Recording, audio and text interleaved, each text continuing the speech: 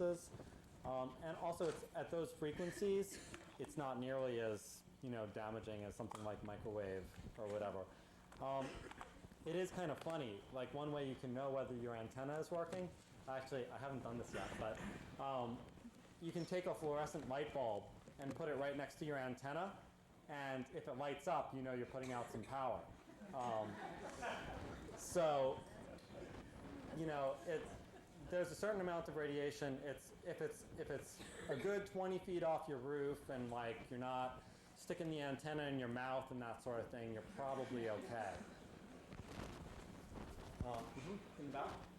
Two questions. One is, how do you possibly do this in Manhattan? And also, how does the FCC find out what power you're broadcasting? They do what's called a field strength test. They measure your microvolts per meter at a certain distance. And the legal limit, when they say station's been broadcast, this station was broadcasting 300,000 times over the legal limit, and they were a 3-watt station. Basically, they're talking about the Part 15 rules that regulate any consumer electronics equipment. So, like your computer isn't, they're not allowed to sell a computer to you that puts out more than 2.5 microvolts per meter at 3 feet. This is the same thing that they're talking about when they're talking about illegal broadcast. They sort of lump everyone in with the Part 15 rules. This doesn't apply at all to regular broadcast stations, so it's a totally different thing. As far as broadcasting in New York, okay, in Manhattan specifically, well, it's really difficult because you have a lot of buildings in your way. One of the things that the buildings give you as an advantage, if you're talking about doing propagation studies, or as a pirate broadcaster, you have buildings blocking the way from other stations, so you're more likely to get a clear signal in a spot, because you have the buildings in Manhattan blocking, on the east side blocking stations in New Jersey, and on the west side blocking the stations that are coming from Long Island and Connecticut. But again, you're going to want to be in a higher place, so it's really difficult. You introduced two essential pieces of equipment here. One of them was the comic ground plane antenna, and the other one was the standing wave radio instrument. Are these both available for use in the 88 to 108 megahertz range, or do we need to have them? No, you don't. Actually, the standing wave ratio meter, one common mistake is people buy a Radio Shack standing wave ratio meter. They say, well, and I did this, but they say, oh, wow, it's only $20, and here it is at Radio Shack. But it's designed for the 33-meter CB band, and so it won't work for the 3-meter broadcast band. But you can get these. They're about $100, and you can get them from a couple different catalogs. We had some. We don't have any more. One place you can get it is ldbrewer.com, www.ldbrewer.com.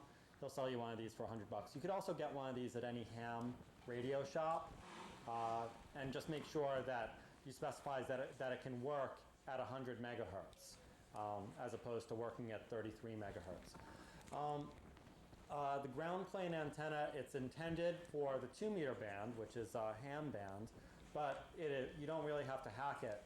You just set the length of the antenna to a half of a 5/8 of a wavelength, and there's a formula that they give you that'll tell you exactly how long your antenna should be.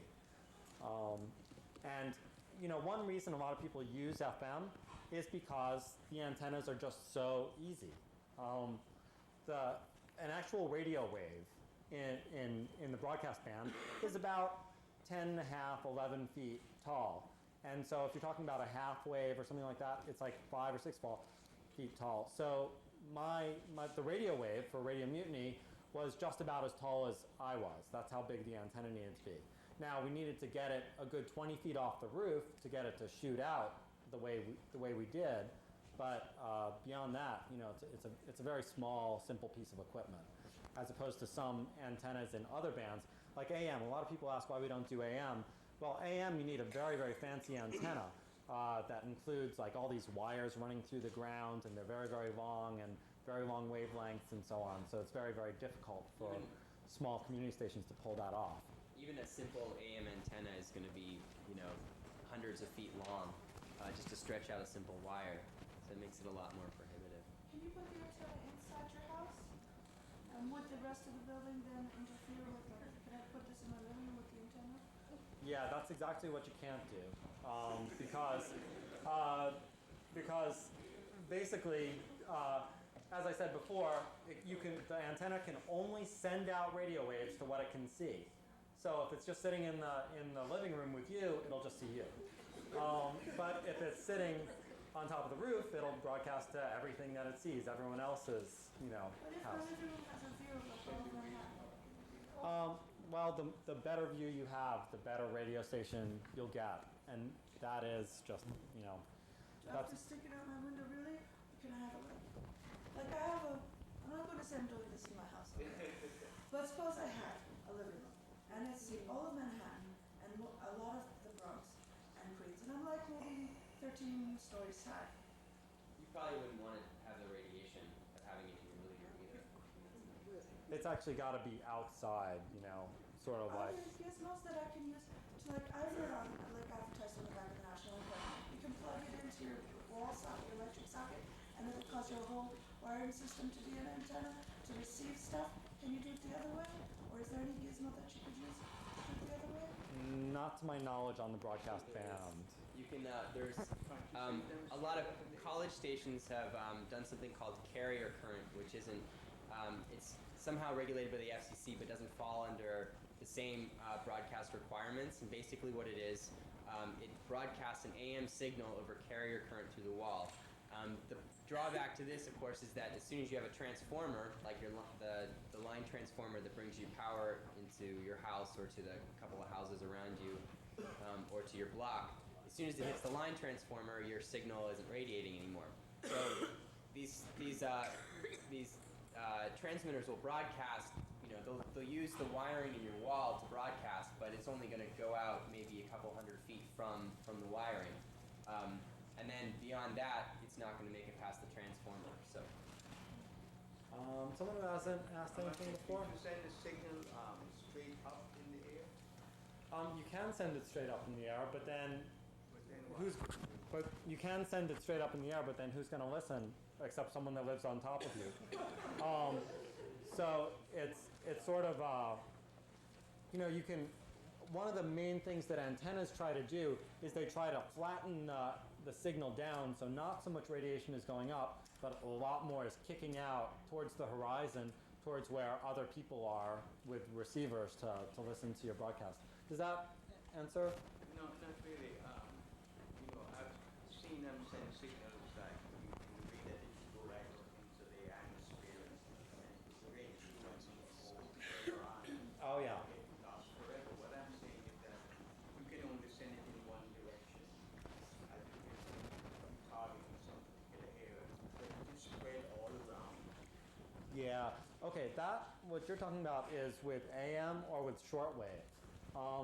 With FM broadcasting, it's very much, and that's all we're talking about. That's all I know.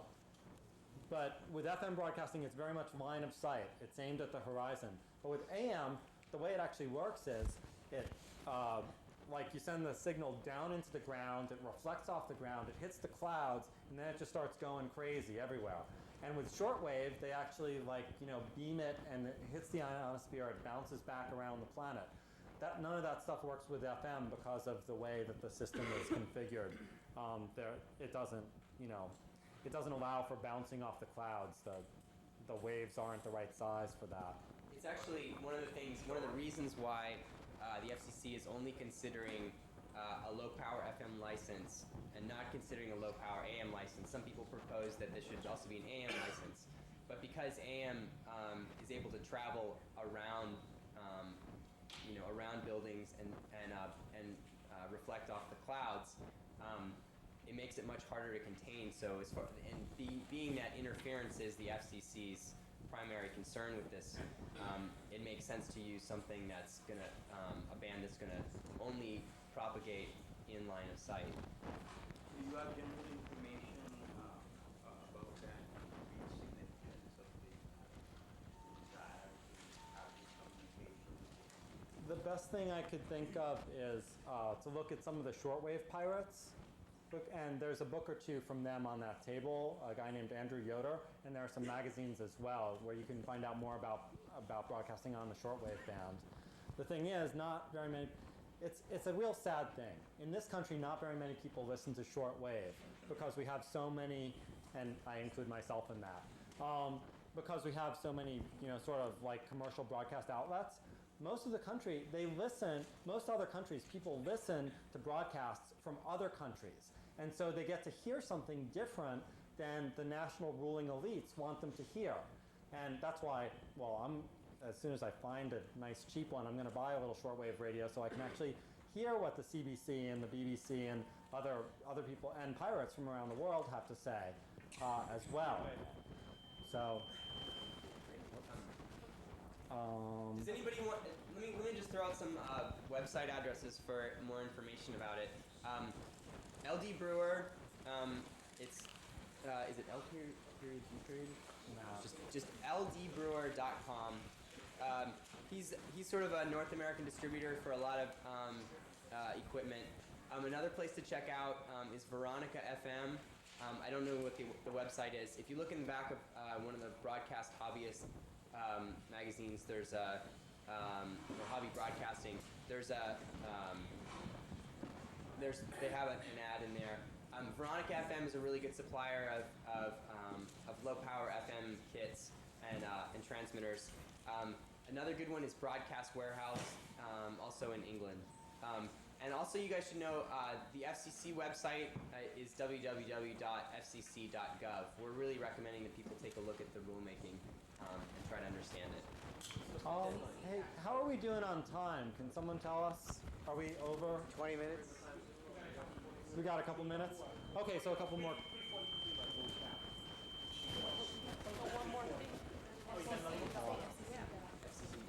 Okay. Can you tell me if at what time do you choose what frequency you're going to use, and then can you switch the frequency when you have your transmitter? And also, is there a possibility of using like some of these even number frequencies, like 88.8? Yeah, this is a really interesting thing. It is really important as a pirate to be very careful and not interfere with licensed broadcasters. And I can't stress this enough, that you should really look into the various ways that you can interfere and make sure that you prevent that. The first good step to take is to tune around on your radio dial and see where you don't hear any other broadcasters. The next step, there are several websites which are probably on that sheet back there where you can get them from us, where you can get listings of every single licensed broadcasting station in the country. The best one is the broadcast station location page. And so you use that, and for right now, the way things are, the best thing to do is look for a space where there is at least 0.4 megahertz between you and your nearest neighbor on either side. So for example, 91.3, our nearest neighbor was 90.9 on the one side, and on the other side was 91.7. And that is the reason why when the FCC came looking for interference, they went all over the state. They went to Delaware, and they were asking an operator at 91.3 over 50 miles away. They were like, are you sure they didn't interfere with you? Because they couldn't find, someone that we had actually interfered with. So that's very important. Make sure that you can find, a place that you're actually there. So first you look at that. Then drive around in a car with a good receiver. And that's not just like some old boombox, but like it should be digitally tuned. And you check out whether in your whole broadcast radius that you expect to have, which is, if you're going to have a 20-watt amplifier, check out a good, 10-mile radius of the place and make sure that you don't hear another station on that frequency.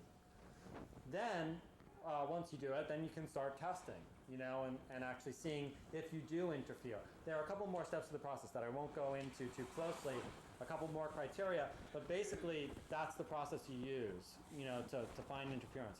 Now, it's important to realize, in terms of the even thing, in the United States, there is a restriction that you can't have stations closer than that 0.4 megahertz. In Europe, and that is an artifact of when things got licensed. When they came up with our licensing scheme, transmitters were very primitive. They still worked on tubes. The transistor hadn't been invented yet. They started leaving stations, as I described, that bubblegum transmitter before. They varied really widely. They had to leave a lot of space on either side. However, in the 50s, the transistor was invented. ICs were invented for this phase lock loop technology. And so when Europe started putting lots of stations on the air, receivers and transmitters were already so good that Europe started putting frequencies, not 91.3, 91.7, 92.1. They started going 92.1, 92.2, 92.3.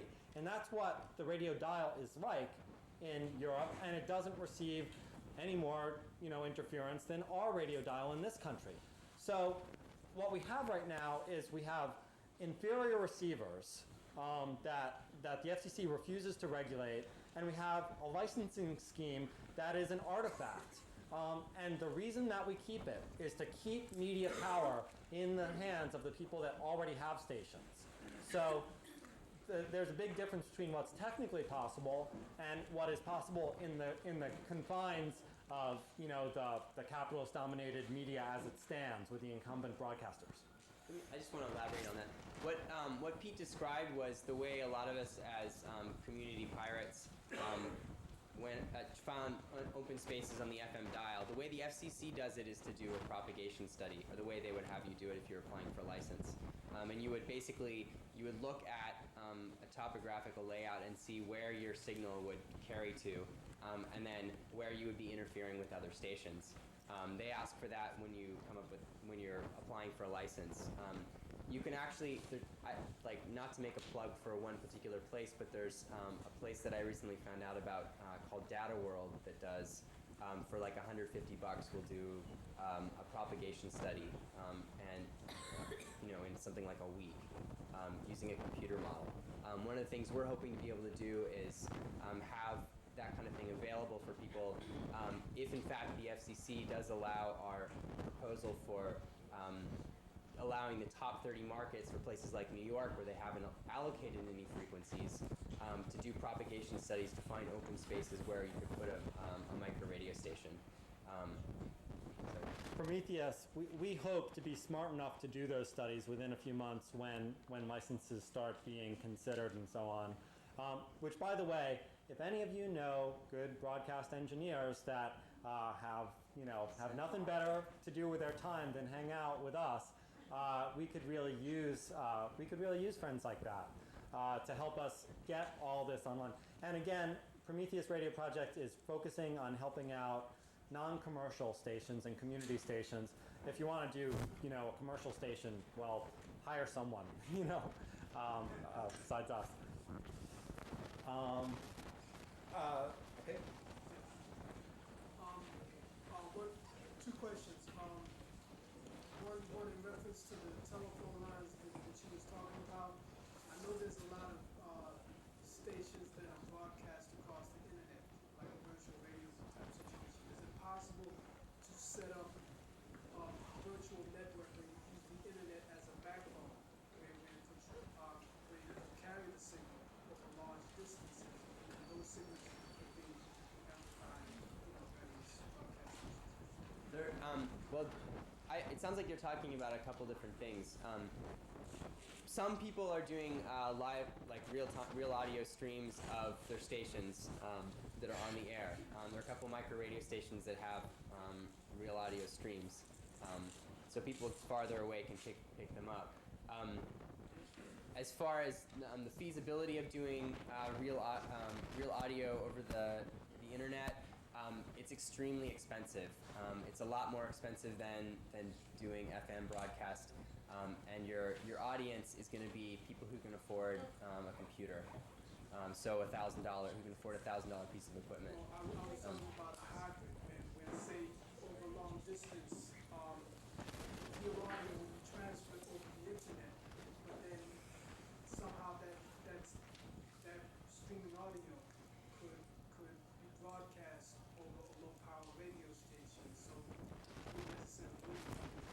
a lot of us have considered for doing studio to transmitter links to separate our studio from the transmitter site so we can get the transmitter on a higher place. But again, you have to have a computer at the transmitting site and a computer at the receiving site, and you have to have a really good internet connection between them to do, with the bandwidth to do a stream of audio. There also is a network of pirate radio stations that get audio. They take their best programs and they put them up in MP3 format. And you can go there and you can listen to microradio from across the country, and it can actually get rebroadcast. A lot of stations do use that to go around the news services and go around all the capitalist gatekeepers that typically keep our news from each other. So actually, our station was confiscated just before we were going to put it online to actually be able to occasionally play, a radio play or something from Free Radio Berkeley, or to get a news report from Steal This Radio or something like that. I think Steal This Radio actually does that. Don't they take off some? Yeah, some of the shows on social. Some shows come from. The website that people are doing this on is the AInfo's Radio Project, and I'm not sure the address, but I believe it's www.ainfosradioproject. That's not right. The best place to find it is Radio for All. This is probably the best resource out there for finding out more about the microradio movement. It's www.radio4 and then all.org. So radioforall.org. And there are links to the AInfo's radio project with that. And this is basically allowing micro radio stations, grassroots community stations all over the country, take programming that they've created and then send it to a server where it's stored, and then other micro radio stations around the country can look up on this list for programs that people have created, from grassroots news to music, and then download it and then play it on their micro radio station. So it's created a grassroots network for information media. Okay, I think that there are a lot of technical questions and everything. Maybe I'll take one more and bring it to the next section. We're going to be around afterwards, and you can talk to us one-on-one on some of the finer points of, blah blah blah blah whatever. Yeah, I just wanted to know if you have a book, a step-by-step guide to how you start your own community radio. Things that you're saying, I wrote them down, but I really need to see if you have a book. Talk to us afterwards. Yeah, the best thing I could recommend, I think we might have run out of them, but we can get you copies, is a technical primer by Stephen Dunifer. We have it for about, we have Xeroxes of it that we can get to you. And that is it's like 25 pages or so, and it will tell you basically everything you need to know, technically speaking. The next person who's going to be speaking is Amy Eddings. She'll be talking about doing media journalism.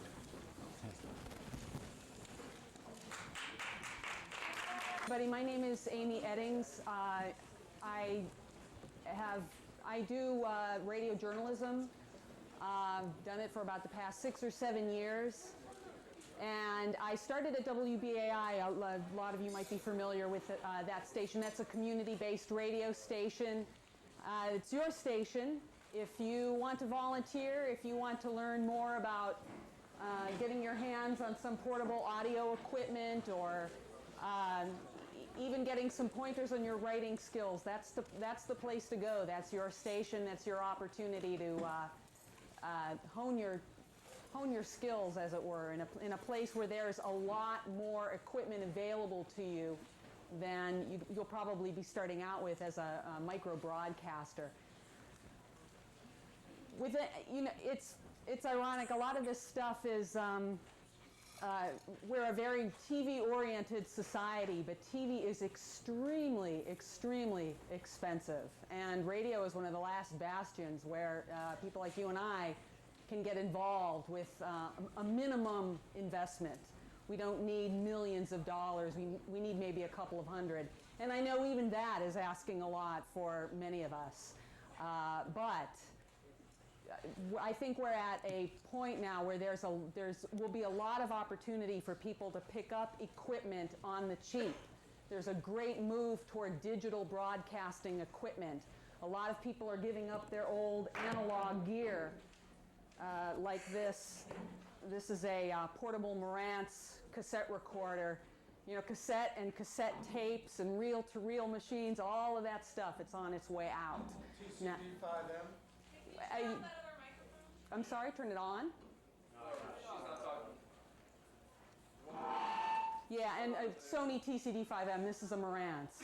This is a Marantz PMD 344 or something like that. I can't remember the make and model. But I picked this up about 3 or 4 years ago at 47th Street Photo for about $400. You can get it, people selling their old stuff for cheaper than that. Sony TCD5s, as that gentleman mentioned, that's considered the workhorse of the broadcast industry. People love those things. You can drop kick them across a room and they still work. And those actually used, when I was looking around for one, I originally wanted a Sony and it was $600 used. Go figure. But so it's very, very popular. But Marantz's, they're relatively cheap, relatively inexpensive. And as people move toward other things I'm a perfect example, although I hang on to this for sentimental reasons and also because I never want to be without a deck at any particular time. But I have 2 decks. I bought this, and shortly after that I upgraded to a digital, a mini disc player, which is double the price of what I paid for my Marantz. It was about $700. But a lot of people are doing this like I am, but unlike me, they're selling their old stuff. So this is the mini disc players. Of course, you know, the advantage is they're very tiny, they're very lightweight, and they're digital audio. It's like recording on a CD, a tiny little CD. You get to track it like a CD. It's great. So the new MG7s? You guys are asking me all these. MZB3 is what this one is. So I'm just saying there are opportunities out there. Go to BAI, talk to some of the independent producers there, see if they're selling any of their gear. There's something called AIR, the Association of Independents in Radio. It's a network for people like you who are independent radio producers. And there's people trying to get rid of their stuff all the time and looking to upgrade. And, you know, they're working out of apartments as small as yours. Probably they need to get that stuff out of the way. So I'm just saying there's opportunities for you to pick up equipment cheaply. There is also, if you're interested in following the news and events of the day, basically what I'm here to tell you is a lot of these news conferences, really anyone can walk into. There's very few incidents or events where I need a working press pass from the police department of the city of New York in order to get in. I mean, that always makes me look a little bit more valid, but I'm telling you, except for, you know, past the barricades at City Hall, or inside one police plaza, or crossing a police, you know, yellow tape line with a car accident, there's very few things you don't have the opportunity to go to yourself as a citizen of this great state and city. So, for example, let me think of something most recently. There are a lot of, there was what was it, Friday night, the rally, the Free Mumia rally up at Town Hall. Anybody with a microphone and a tape recorder and a cassette and a pack of D batteries could have gone up there and recorded some of the comments of the people who were gathering outside Town Hall and expressing their desire to see police brutality end. And you collect that stuff and you come back to your micro-broadcasting place and you pop that cassette in and you cue it up to somebody who was particularly eloquent and you play that over the air. And there's your interview, you know. Instant power to the people, right? And then right across the street there was a group of policemen from the Patrolmen's Benevolent Association, and they were having a counter rally. And they had a spokesman there who was speaking to anyone with a microphone, going up and saying, "Hi, I'd like to know why you're here and what you're hoping to accomplish with this event, and what do you think about those guys across the street with Free Mumia?" And you get their opinion, and again, you take it back to your place and just, you know, steal this radio and you pop it in and you cue it up and you play the opposing side's point of view. So there you go. I mean, it's very, and that, you could have gone to that as well as I. Nobody needed a press pass to be there. People were, I mean, they set up police barricades, and if you wanted to get beyond the police barricades to get into this tight little cluster of policemen who weren't talking to one another, and certainly weren't talking to me, fine, but they were also, the spokesman was coming up to the barricades and leaning over and talking to cameramen and news crews and stuff just right there. So, you can also make up your own press pass. Oh, well, I would defer to you on that information.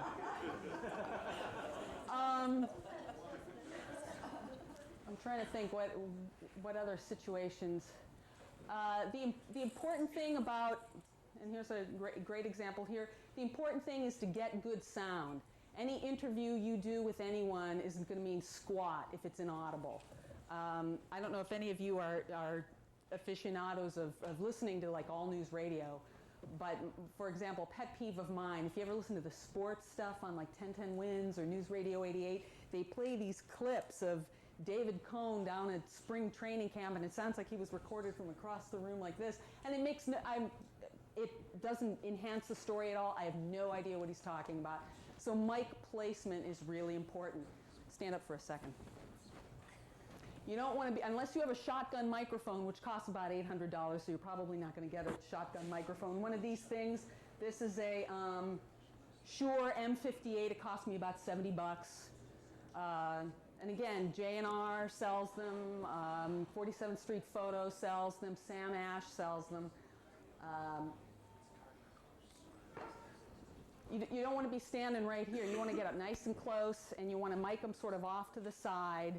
You never want to be directly in the path where they're speaking, because people have it, you know, when people use plosives like P's or T's, there's a little puff of air that comes out when you say something like puff of air, and it pops into the microphone and creates mic popping sound, which, you know, there's nothing wrong about that. But again, you're just trying to get the cleanest, clearest, most audible sound as you can. So you want to mic them sort of off to the side so you get out of the way of that column of air coming out of his mouth. And if he's turning his head around, you know, try to follow.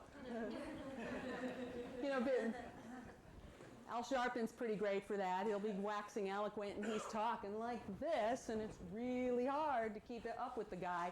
But, you know, there's nothing wrong with, you're in control, you know, it's your interview. It's your broadcast. It's your story. There's nothing wrong with saying, could you say that again? I didn't get it. It wasn't quite clear. Would you mind holding your head still? You know,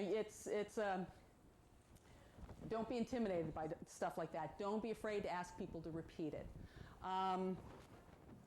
Let's see what else. You should monitor yourself at all times. I know it looks really geeky to be wearing headphones and plugging in and talking to them at the same time, especially if, I mean, when I first started doing this, I just felt so conspicuous. I'm busy talking to people, and they're looking normal, and I'm looking like a real gearhead, like this, and it just made me feel completely conspicuous. But too bad. The only way that I'm going to know if somebody's popping their P's, or the only way that I'm going to know if my battery's failed and my recorder has stopped, and I'm looking rapturously in their eyes, and I'm hanging in there with them every second of the way as they're talking about their particular, you know, how they were evicted from their house in the Bronx or something by the police, and I'm really wrapped up in that. I'm not going to hear this thing shut down and click off. Or I'm not going to know if I have the pause button on. I can't tell you how many interviews I've screwed up because I put the pause button on and then I forgot to take the pause button off. And it was because I wasn't monitoring what was actually being laid down on the tape. And there's a lot of you here. I want to illustrate what that sounds like with this Marantz. In the event that you get your hands on one and you go out in the field to use them, to me, it's the most important thing you need to know, the difference between monitoring what's called source, which is what's going into your microphone, and monitoring what's called your product, the actual product you're laying down on the tape, monitoring tape, which is totally different. You're listening to it a split second after it passes over the record heads and it's hitting the playback heads, and it's a split second difference, but it can be a little screwed up because you're seeing their lips move in a totally different way than what you're hearing them saying. But it's really important that you hear what's actually going on your tape. Because God forbid you get something really beautiful and you're monitoring it in source and you get it back to your station or your micro broadcasting center, and it's Actually, those headphones are interfering oh with the my goodness. microphone. My geeky headphones are interviewing with It's in Azure now for $400 or $500, which was Really? the best. and it's still considered one of the Everybody's best. gone digital sound with film. Right, right. That's great. So there's something I didn't even think of. That you look, little independent film production companies. I don't know where you would begin to go to get old film audio equipment, but the same kind of thing. Get it on the cheap. Pool your resources together. Four of you pool $100 each and go buy yourself a Marantz and split it. Okay, I'm going to plug in this Marantz and I'm going to try and take it around and demonstrate to you guys the difference between monitoring source and monitoring tape. So bear with me for a second.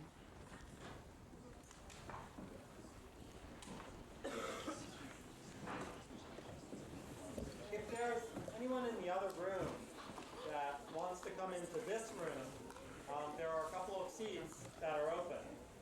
Another thing that I wanted to recommend that you get your hands on, and this will help you immensely in terms of dealing with the city and city agencies.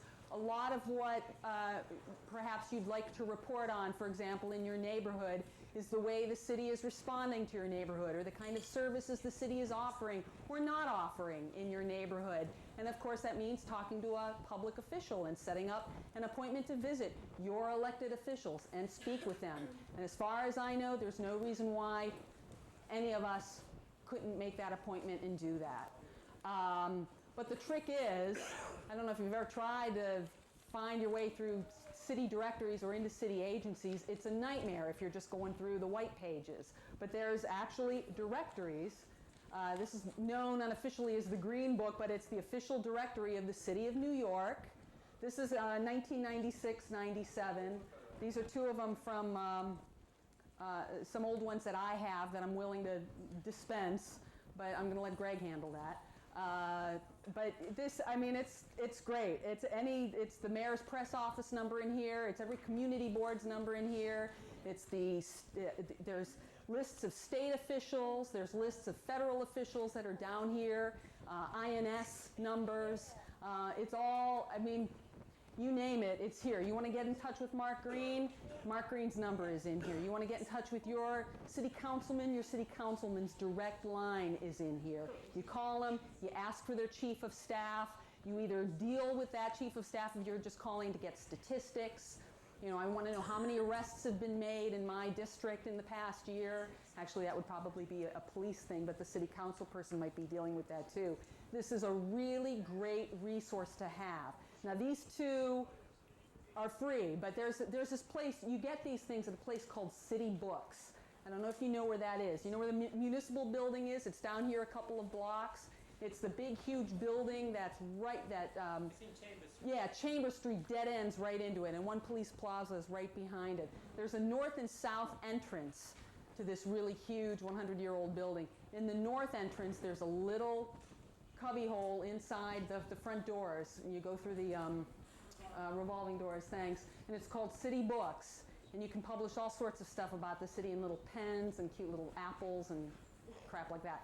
But right now they're getting rid of their 1996-97 copies for $2. Now granted, you know, what good is it's as good as an old phone book, right? But hey, look, you know, it's a place to start. The numbers, the names will change, but the numbers are unlikely to. So you call somebody and, you know, Luis Maldonado or whatever isn't the commissioner anymore of the state health department. Great. Please plug me in with the, you know, what's the name? Who's the commissioner now? Thank you. May I speak with him or her, please? That's all. But at least you've got the number, right? And you've got a name to start with, and that's invaluable. I don't know how many of these are left, but City Books is these, I work in the municipal building, and they've got flyers plastered all over the place saying that they're selling these for $2. So they usually, their latest one sells for $12. You know, that's not a big outlay either, but hey, $2. You know, that's 2 hot dogs, can't be beat. City of New York. Yeah, it's inside the municipal building in the north entrance of the municipal building. Okay, any questions? Yeah. I wanted to let Greg handle it. I don't know how you wanted to deal with this. I know it's a... like the spectrum. Everybody wants a piece, and there's only a few to go around. You can, draw names out of the hat or something. And then everybody has to get together and work on it. Yes, sir. Is there, and I believe there is, a listing of things that are going on, press conferences? Oh, right. Good point. That's where a relationship with WBAI might be fruitful. You can't go wandering into any, WNYW TV or something and say, can I go look at your wire service? Every newsroom has a multitude of wire services, an Associated Press wire service. Some have Reuters. Those are the two main ones that I know of. Some have special wire services to monitor what's going on Wall Street. I know at BAI they have Reuters and they have AP, the Associated Press wire. And every day at 5 in the morning and every night at 6 in the evening, they publish day schedules and night schedules for press events that are going on around the city that they know of. You're Susie Smith and you represent the Empire State Building and you're having a midnight run of runners from the New York Road Runners Club run up the top of the Empire State Building and come down and you want press coverage. You call the AP and you get it put on the day schedule, and that's the way you publicize it. So it varies from the most trivial ad-associated capitalist ploy to 100 black men in law enforcement announcing that they're going to have a prayer vigil for Amadou Diallo at 12:30 on the steps of City Hall. Hey, cool.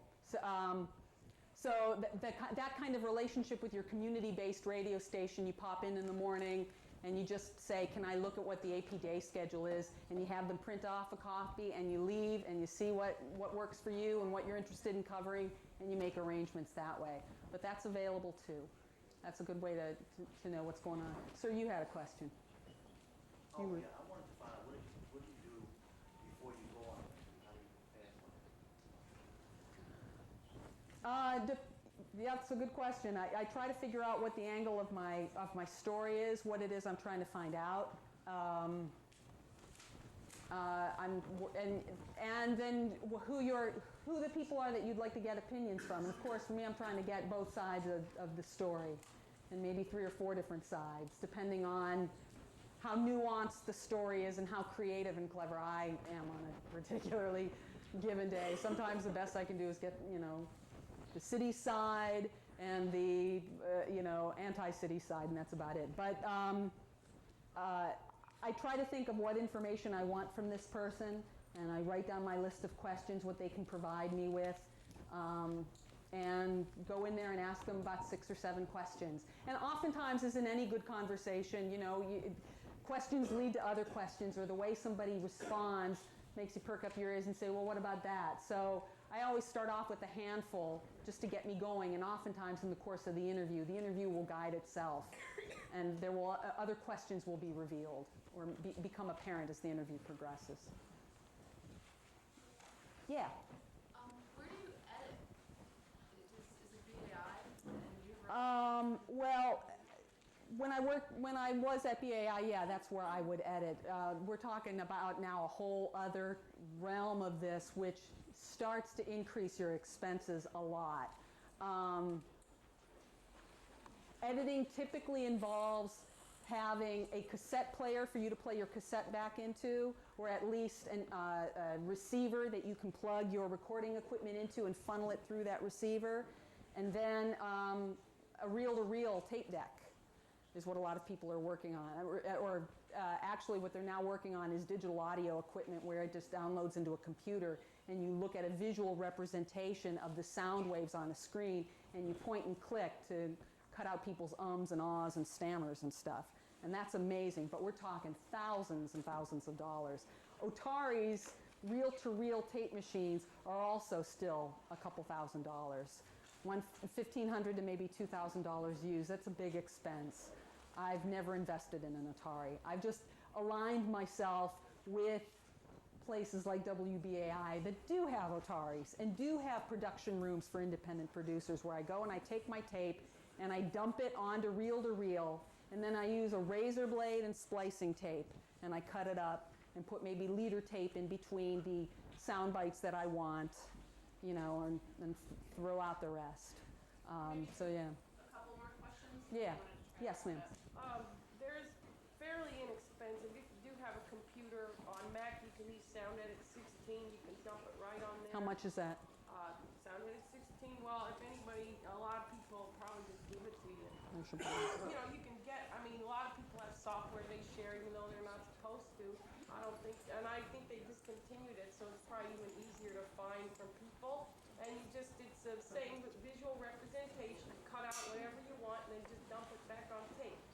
And it's very efficient. And so I never used the reel-to-reel myself because it just seems, well, it would just take forever, and it's fast and it's really easy. And once you get the hang of it, it's really easy and you can do some amazing productions.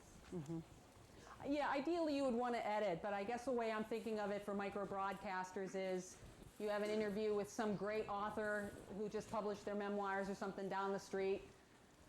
You know they're not going to get play anywhere else except through you. You go and interview them. You find a nice chunk of 10, 15 minutes. It's really exciting and really nice between the two of you. You come in during your shift in your micro broadcasting station. You say, here's my interview with Joe Smith, who is a Holocaust survivor who moved here to Brooklyn 20 years ago, and you know, click, and there it goes, boom, and everybody gets to.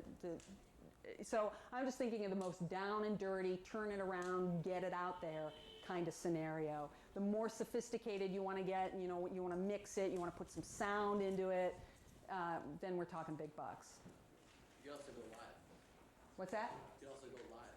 Right, but I'm saying, like, if you're going to cover a Diallo march or something, it's going to be hard for you to get your equipment and lug that all around and broadcast from there. Plus, it opens you up to getting that stuff stolen or getting that stuff kicked. Or, I mean, the thing about portable stuff is it's just that, it's portable. You're ready to rock and roll with everything else, and you bring it back and you play it at your home base. Yes, sir. Can you talk a little bit about how it's different to do a story for, let's say, Pacifica as opposed to another public radio station, as opposed to like the major networks? Are you thinking in terms of audience expectations? You have to, or is it a matter of subject matter that would be different? Pacifica obviously been on like an NPR affiliate. Yeah, I'll speak from my own limited experience. I filed for Pacifica a couple of times, and I worked with Pacifica editors a couple of times, and I filed for NPR like 2 or 3 times. So I can't say that my experience is representative.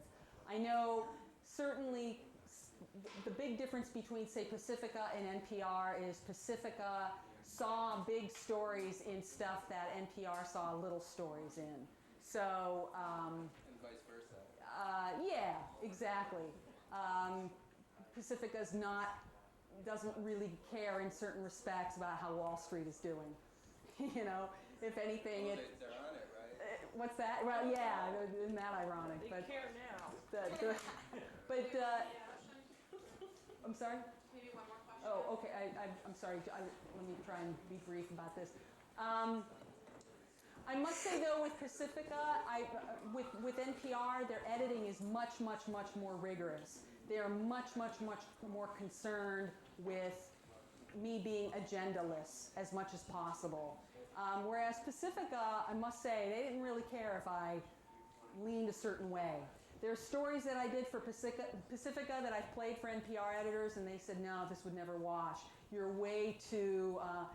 you're wearing on your sleeve too much that you're against the death penalty in this story. Pacifica was like all over that. They were like, yeah, go like for you it. did a story about micro radio, right? Yeah. That was on NPR, was it? It was on WNYC, yeah, about Steal This Radio. What was that like? That was great. They were all, but again, they wanted the FCC's point of view. They wanted me to get NAB's point of view. They wanted me to get the industry's point of view. It wasn't just supposed to be a, power to the people kind of piece. This was the larger repercussions of these 2 or 3 battling interests and the nuances in that and what the sticking points were. Does anyone else have questions for Amy before we close it up? Sorry about my headphones, but I'll jiggle around with it a little bit more, and as we're dissipating, maybe it'll work. But thank you very much.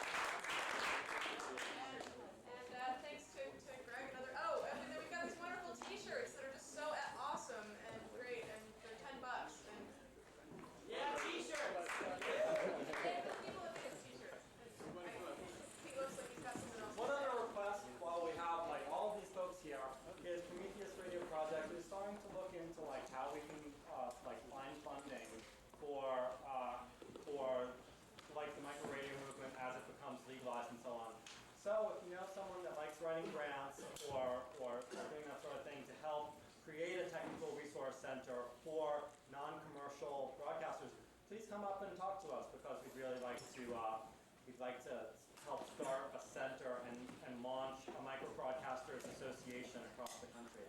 So, or if you just want to give us your money, that's good too. Right.